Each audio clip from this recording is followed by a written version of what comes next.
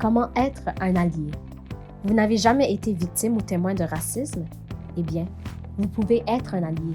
Si le racisme a été construit, il peut être défait. Et nous avons tous un rôle à jouer pour le défaire.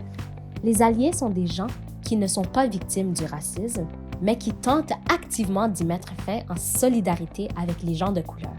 Comment puis-je être un allié? Que vous soyez membre d'un groupe racialisé ou non, il y a des étapes que vous pouvez suivre pour être un meilleur allié des personnes qui vivent du racisme.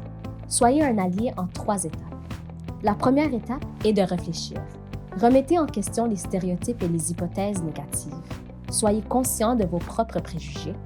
Demandez-vous, si cette personne racialisée était blanche, est-ce que je me comporterais de la même manière? Pensez à la façon dont vous profitez d'être membre d'un groupe privilégié.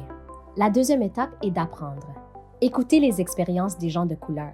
Respectez les points de vue de ceux qui disent que la discrimination se produit. Demandez aux gens comment ils veulent être identifiés ou décrits. Apprenez sur l'histoire du racisme et les faits, des comportements, des pratiques et des lois actuelles sur les personnes de couleur.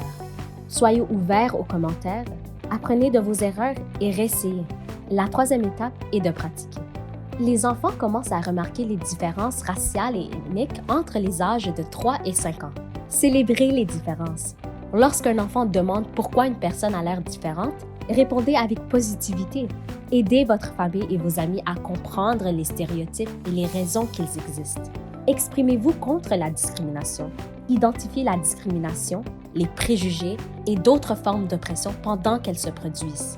Confrontez l'agresseur, ce qui peut être fait comme suit. Rendez visible l'invisible en faisant ressortir les fausses suppositions dans les déclarations d'une personne. Éduquez la personne sur les raisons pour lesquelles ses paroles ou actions sont néfastes. Découragez l'utilisation de mots offensants pour décrire les personnes.